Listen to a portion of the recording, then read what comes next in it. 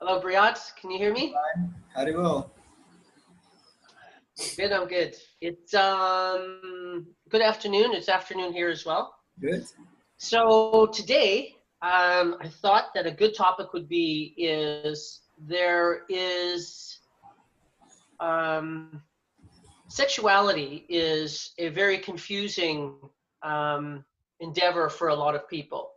And we can be a little bit crazy about it. There's a really great desire for a lot of people, and just being able to look at it from a spiritual view. I think as sexuality and spirituality, most in spiritual terms or groups would be the Tantra community are the ones that probably are most associated with that. That's not my way necessarily. And but I do have a belief around and an experience around sexual spirituality, and sexuality is a spiritual path and journey. And I think you and I both have very different ideas about sexuality and how it lives for us, and what our experience of that is. But I think we can agree on one thing. Let's just start there on maybe something we agree on, is that I think sexuality is sacred. It's a sacred experience for me. So does that fit for you? Yeah, I think I would rather say that it can be, but it's not necessarily. I agree. For me, but that is definitely there's really no point to sexuality unless it is sacred. Yeah. And how I hold sacred might be probably different than yours is. But yes, I agree that there's lots of sexuality that isn't sacred. So, and I think it depends on who the individual is and how aligned with who it is and what gets released from them. If it's healthy for them, if it's aligning with who they are, if they're learning about themselves and having and experiencing freedom in some kind of way, and certainly pleasure, then I think the definition of sacred can be quite wide. Yeah. So just to start us off, what is your overall philosophy around sexuality and I don't want to use the word sacred, so I don't want to put words in your mouth. So how would you describe your spiritual understanding of sexuality? Well, sex it's the main driving force in the material universe. Between every species of life on every single planet, this is the driving force. One can observe any species and see that sex is very much an integral part of it. Not just integral part, but an important feature as well. So it's according to the Vedic perspective, which is what I'm presenting, is that in one sense, sex it's the cause for bondage in the material universe, and that it increases bodily attachment, and that by engaging in sex in an unrestricted way, then it actually increases the idea that I'm this body. And that because one of the main driving factors of it is pleasure. It's all about pleasure. And in the material world, it's normally about you. And if you're a little bit in advance, it's also a little bit about that other person as well. But I don't think anybody who's honest would be able to admit that actually when I'm having sex, it's 100% about the other person. And it's not at all about me. So I'd be very surprised to find somebody that actually. That's pretty hard to do in a union. Yeah. As far as I can see. So I'm giving her like walking around the mountain here. It's a big mountain, and giving like different perspectives, Keep going. Yeah. Climb, baby, climb. So that's on the one sense. It's a driving force. It's what makes the world go round. It's also acts as an impetus for creating and expanding. When one is celibate, then one's desires are very minimal. The moment one engages in sex life, then so many desires multiply from that. In fact, the word for woman in Sanskrit is called stri. And stri means that which expands. So it's the moment a man and a woman connect with each other through the medium of the woman, who's considered to be like a storehouse of energy. Like if you look at Samkhya, the man is like the directing power, and the woman is the energy that gives it power. You know, the man gives direction, and the woman like impregnates it. You know, she makes it bigger. So, and there's no well-known saying that behind every successful man or powerful man is a powerful and successful woman, because she's like that energetic Shakti that really gives it, and he takes that Shakti and drives it into something, you know. And so they work together like that. So in this way, when through the medium of the woman, you know, the man expands and realizes his desires, and at the same time, the woman also gets to realize her desires, which are quite different from the man's desires. They kind of, they're looking at the same things, but they're wanting to get some different things out of that same thing, which is why there's often conflict in relationships, because they've got different ideas of how they want to enjoy a particular thing. Okay, so not to get into much into that. So, and in the spiritual sense, that ultimately, if one has a desire for sex, then one will have to keep taking birth again and again and again, so that you can come and have that again and again and again. So in this way, sex desire is very strong, and it perpetuates that. But at the same time, sex can also be utilized in a way that can also free you from that bondage. So that requires some regulation. That means there has to be some regulation. And in the Vedic culture, the Brahminical regulation, or the regulation of those who are studying and meditating on Brahman or spirit, is that they only have sex for begetting children. And the purpose of begetting children is so that you can bring a soul into this life, into a human form, a body that you're giving them, and you can train them to utilize this human life properly, so that they can ascend with this one life that they have, that they don't have to come back again. So in that way, one's desire for sex can be realized, and also it can be utilized for a purpose much more than just engaging two bodies together. And also this idea also, excuse me? Other than procreation. Yeah, exactly. So even though one might want to just have the pleasure, that's fine, but at least one should use it for a higher purpose than just the pleasure. And what I've found in many like New Age spirit circles, and like kind of quasi-spiritual circles, is that is that oftentimes sex is just being covered up. This pleasure is being covered up and presented as something spiritual, which in fact is actually just about pleasure, but they're just telling themselves that it is about it's about spirituality. Obviously, that's not everybody, but I think many people do that because they're not following any kind of teachings. They're not following any kind of path. They're pretty much just doing what feels good. So so it's not a very sure kind of practice in that sense. With regards to tantric sex, where sex is used in tantra in a spiritual path, I've read up some literatures which speak about that. So when we're looking at tantra, we actually have to go to tantric texts and see what they are saying, and then they prescribe a particular process which one then has to follow. One can't just do something and then imagine like a process and then call it tantra, which a lot of Western people like to do. They kind of appropriate it like that, and in the course they actually harm themselves. So this tantric process is actually in the beginning requires absolute celibacy. It requires you to be completely vegetarian and very, very strict in your lifestyle and activities, and you have to do that for many, many years. And there's some yoga involved in there also. And then after many years, at some point, I'm just skipping, like there's many stages, but at some point where the interesting information comes in, you have to, because the idea is you want to become detached from attachment and aversion, which are just two sides of the same coin, attachment and aversion. So now you've become detached from not eating anything, non-vegetarian things. You become detached from sex and this stuff, but now you also want to not be averse to that. So what they do with meat, you actually cook meat. I think they cook it or they have it raw. But the thing is, you've been vegetarian for many years now, and now you're gorging on a lot of meat, and you have to eat that without vomiting. You have to eat it without having any kind of negative thoughts about the activity in your mind. and be completely, in the balance, where you're not averse to eating it and you're not attached to eating it either. Because at that point, you're not going to be attached to it. You might be more averse to it than attached.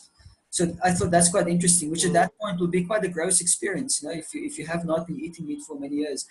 And then after some time, then you also, you also have to have a guru, by the way. There's a guru also instructing you on these processes, so you don't just do this solo. And then you have to find a yogini, means a female yogi, who's also following these tantric processes. And you have to have sex with her.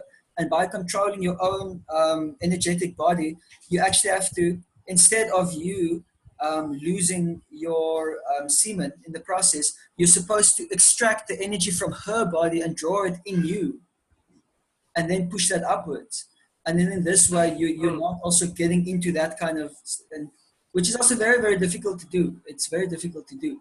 And then after that, there's some other things which it gets really gross, where you start doing really disgusting things relating to like dead bodies and skeletons and some other things, which basically is you are putting yourself in a very dark and dense space, but for the purpose of not becoming averse or attracted to them. You're just supposed to walk through, I don't know if it's an appropriate thing to say, but walk through the shadow of the valley of death and have no fear and of evil, and you're just going through there. But this is very dangerous, because at any point, if you slip and you fall into those things, then you're actually in a very, very degraded condition. You're in an extremely degraded condition. And, to get out of there can be very difficult. So it's a very dangerous and treacherous path, but it is a path which has been prescribed in the authentic Tantra scriptures of the Vedas. And so that's the only mention that I found, like in Tantra and in the Vedic literature, where they actually talk about sex as being a spiritual path. And then they don't even focus on sex so much even. Because it's actually, most of the time there's no sex, and then there's a little bit, and then afterwards there's no sex again. And the only other mention of sex is in the Bhakti tradition, where sex can be utilized for a higher purpose. And the principle is, it's like, what is the reason behind what you're doing? If it is to serve God, then that means it's devotion, and that activity immediately becomes spiritual. And and also, if you have children, it purifies your desire for sex too. It purifies your desire. And also, contraception is a very degrading thing. Actually, contraceptions are very low vibration, because you're interfering with natural processes. And if you want to engage in something, then why do you want to alter the natural kind of, to use latex or to use pregnancy control? It's interfering with the whole thing on so many different ways. I think it's very easy to understand. You take medication, it affects your mind, it affects your body. It's a foreign thing. You're using latex, it changes the feeling and that energy of oil. Latex comes from oil, is also not very good. So in that way, birth control is not good at all. So it's like, if you want to do it, then you should also be willing to take the consequence of that also, which means you could potentially get a child, which is also part of the whole package of sex, which helps it also become more spiritual. Because then it also becomes, then you sure know if it really was about you or not. Because when the child comes and you're not really into it, then you'll get to see if where your motivation was at. And a child will really quickly purify you from those desires. So in that way, there's nothing wrong with sex. But in the Western world, sex definitely has been way too much glorified in the media and in music and in movies. Sex is too much glorified. It's the pleasure you get from sex, for one, has been so puffed up. It's like the pleasure you see in pornography and in movies and things is fake. It's fake. It doesn't exist. But now everybody is pursuing this, and that's why they're so unsatisfied with their partners, because they're trying to get something that doesn't exist. And on the other hand, also, it's given so much importance that it's really important for you to have good sex. Otherwise, you're considered like less of a human being. So that's how it is on this planet. On other planets, there are other destinations where you can go, where the quality of sex is much better, and you can also have a lot more of it without having any negative effects.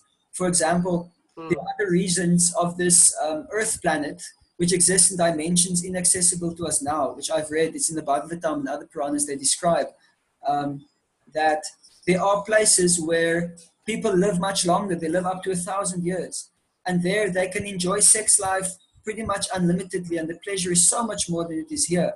And you don't get pregnant from having sex. And when there's 1 year left of your life, then the woman will get pregnant and have a very short pregnancy and a very quick and painless birth. And then they will leave their bodies and they can continue to the next destination. So places like that exist if you want to enjoy sex life. But on this planet, enjoyment is not the purpose. The purpose is to work. The purpose is to prepare yourself to go to some other destination after this life, and go to a destination where you're meant to enjoy. But this planet is not meant for enjoyment. So yeah, I think that's quite a mouthful. Um, it's also quite unpopular position in many ways, but it's a very good perspective which I'm just presenting. Let's just say it's not my position. I know. So this is going to be fun.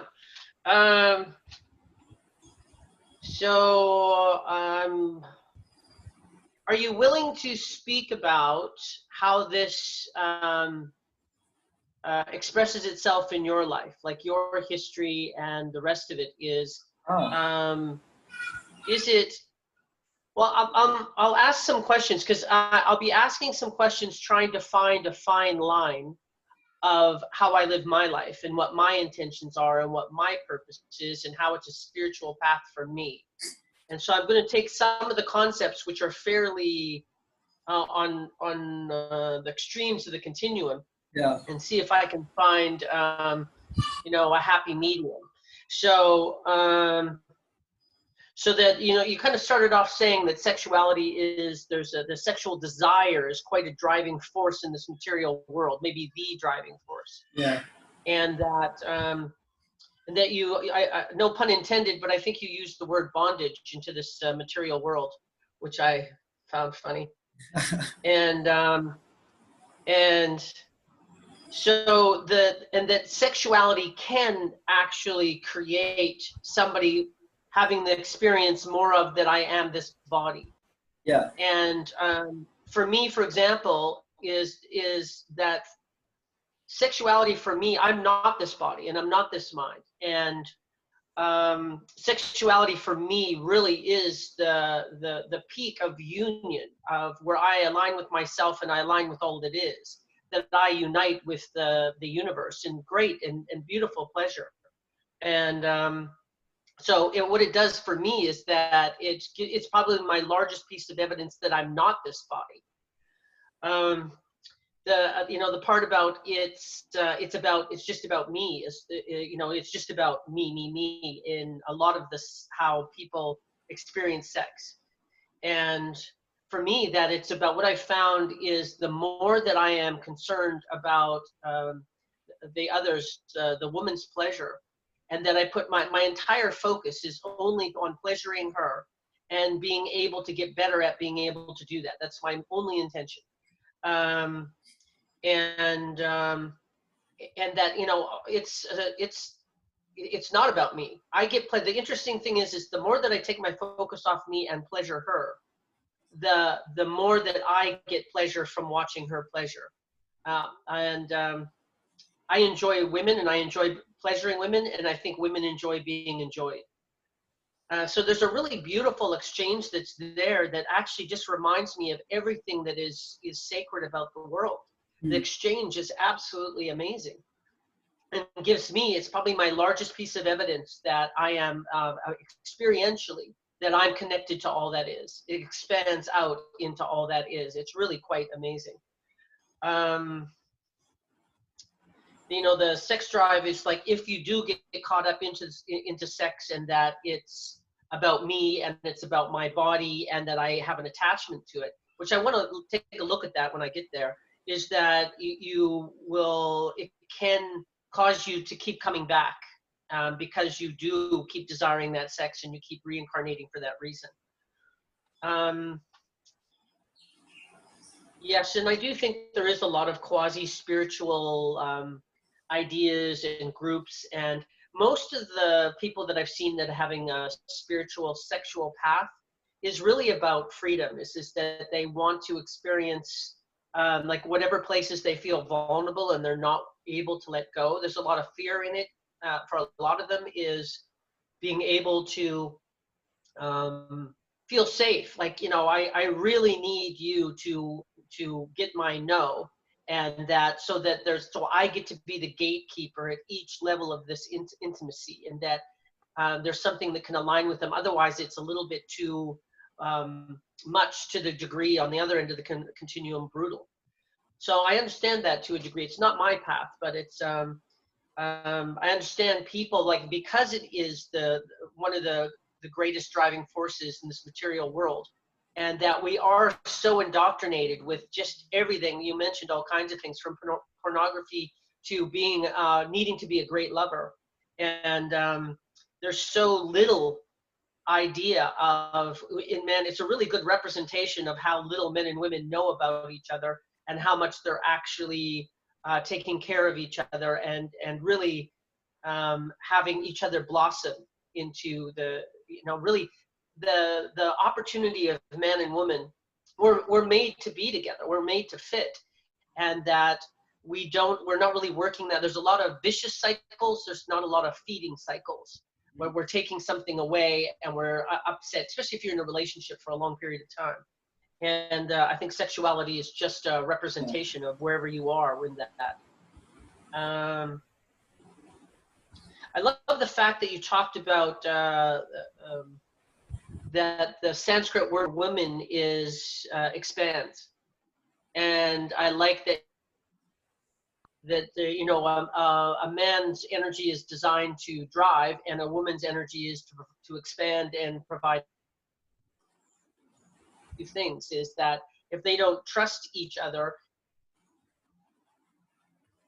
and if they're not understanding what each other's job is, which there is a lot of confusion about that today, maybe at its lowest ebb. But I really do like that the Sanskrit word for women means expand, and also this being the Kali Yuga.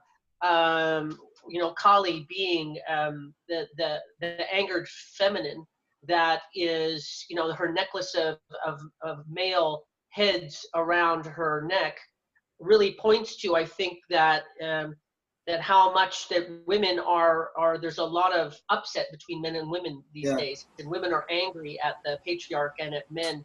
And in Kali Yuga, I think that's completely appropriate for, you know, the time that we're in, and that that we've moved into more of a feminine time since 2012, that it's feminine energy now that is leading.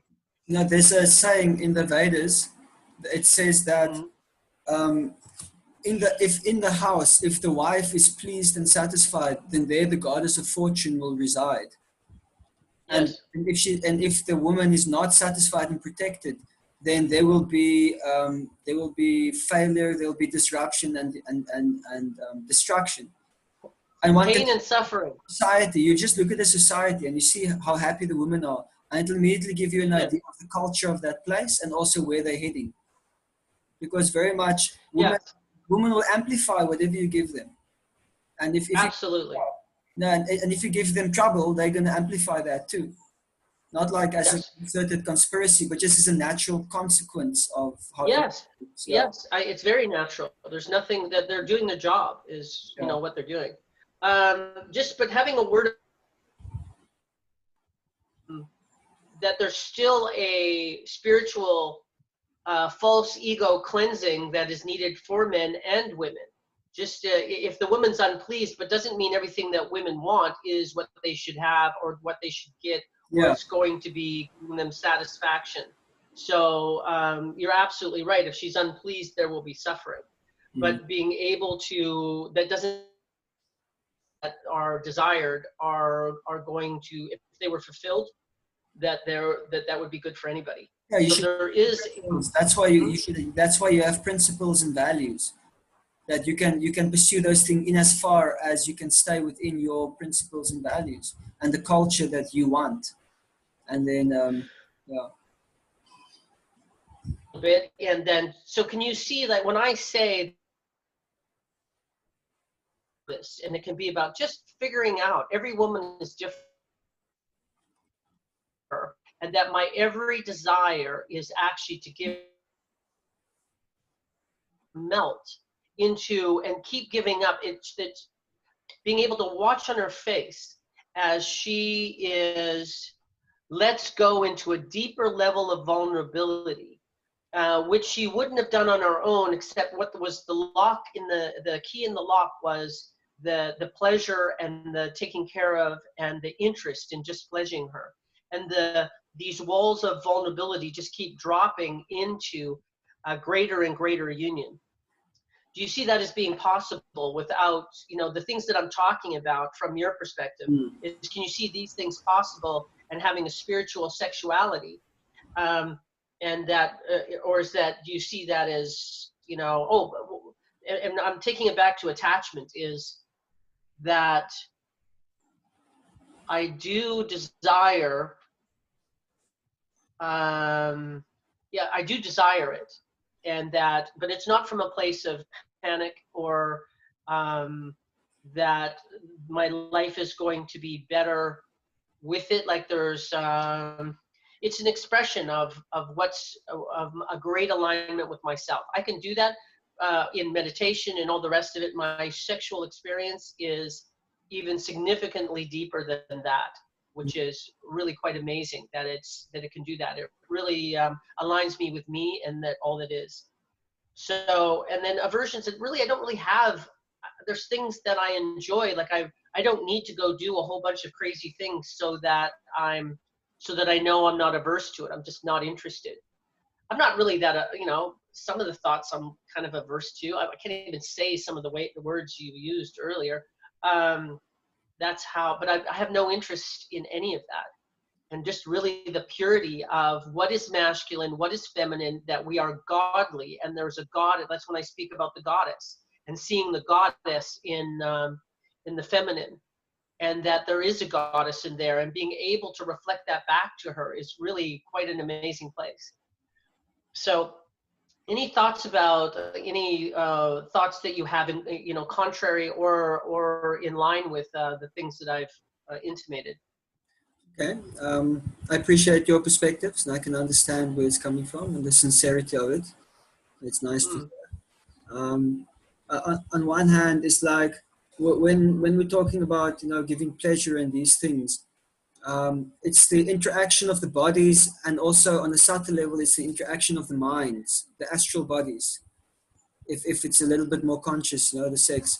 So this is happening. But still, the astral body and the physical body, they're not us. It's got nothing to do with us. So that pleasure is being stimulated by the body. It's like, it's like a machine. You press a button and there's a certain result. And then the quality of it is assessed by the subtle body. And then there's also energies exchanged there, like your chakras are opening up and there's some exchange of things happening. So in that sense, it can definitely give you a feeling of being very close to another person. Because as you said that, you go into deeper levels of vulnerabilities, you're dropping down more levels of your guard. And in a sense, you're completely interfacing with another person's astral body. So that is, and having a complete code exchange, you could say, between that. Well, this is how it transcends that for me. Is in meditation there is just where I disconnect from my intellect and go into my subtle body, and that from there I'm able to commune with creation, and that there's a oneness that actually gets created in that. And that I'm no longer a body, I'm certainly not a personality, and that I see there's seamless between whatever it is that I am and oneness. And there's a real appreciation as soon as I start realizing that I am the same energy as creation, is that it's really, how deep does that go? The love for self, it just becomes an overwhelming, intimate relationship with self about how much that I'm lovable. and how great that I am because creation Yeah. made me that way. So, but And that the thing even and about all of that being true, spaces let, is that it's very, uh-huh. the thing about this, because you're in a very internal space and the space is completely subjective. And to have any kind of objectivity there is near impossible. Because all you have to go on, Say that again. What are you referring to? Meditation or sexuality? the sexuality, because that space you go into is a very internal space and it's completely subjective. So to what you have Well, let outside me of finish the yourself and thought. Let me finish the experience to thought. actually refer to. Is that so the thought finishing how it's related to meditation for me is that that union takes me past bodies, takes me past that there's no longer two bodies, and it isn't one body either. It's in everything. It's all that is. It goes well beyond bodies and sexuality, and it isn't any different than meditation for me. Is that connection that I have where I can feel creation actually occurs for me sexually, Mhm. and it's the same. It's the same experience. But Um, and why do you need to rub your body against another person's in order to get to there? If you are not his body and you're not his mind, then why do you? oh, I didn't say that I had to do that. I can do that in meditation as well. Yeah. I like to do that. And that the other thing is it's not just creation made us wisely, and that there are a lot of admittedly the most dangerous territory probably on this planet is between men and women, and this entire field that I'm talking about. And that it's not so much that why do I have to do that, creation made me that way. And that I don't think creation did it just to procreate. I think it's a window to God that is really no different. For me, it's a window for God. I assimilate them as the same. Mm. And that I'm able to, yes, there's a lot of other elements in it. And yes, people can get confused there. But for me, it's actually a beautiful coming to oneness. Yeah. And the God self in me and the goddess in her. And we go, and that's the doorway. And what we get released into is all Yes, that is. I And agree being with you able, on that. I agree with you on that, that it can be a window to God. But my question that I pose is, how does one use it as a window to God? Because it can also be many other things. And to do that properly, one has to follow some kind of authentic, bona fide process. One can't imagine up one's own process and principles and then engage in that. One has to follow in some kind of ancient way of doing it that actually will guarantee that you are actually using it as a window to God. That's the only thing that I'm saying. Because yeah. because we don't have the refinement of intelligence and the realization and purity of consciousness and heart to be able to, or maybe I just speak for myself at least, to be able to distinguish, on such a fine level on the soul that whether what we're doing is actually what we think we're doing. So I'm pretty good. I'm pretty good. yeah. and in several millennia I will be ancient. So but I understand what you're saying, and yes, it's fraught with danger, and I'm satisfied with that. I'm on a right track. And that it does come with all the spiritual practices and principles that I apply, but I haven't found anybody that I've talked to around sexual practice isn't my practice, not one of them. So there's things that I've actually had to go my own way, and I think I've done a pretty good job. And it's my good, and data it's is good going to run out spiritual soon. journey. It's good spiritual journey if you can get it. So what were you saying? Sorry. Sorry, I was saying we're at 34 minutes and my data might run out in 5 minutes or so. Yeah, I think we're done. Yeah. I enjoyed this conversation. We found out the place. I knew we disagreed at some point, Yeah. and now I know exactly the places we disagreed. And then I'll get back to you. Maybe I'll go find a ancient sexual discipline that suits me, but celibacy is not it. And I'm not thank you very much. Okay, thank you also. I thoroughly enjoyed that, and I hope the listeners also appreciated the different perspectives. Yeah, I hope they enjoyed it as well. Yeah. Thank you very much, Riyad. Thanks so much, Love and light, my friend. Bye-bye.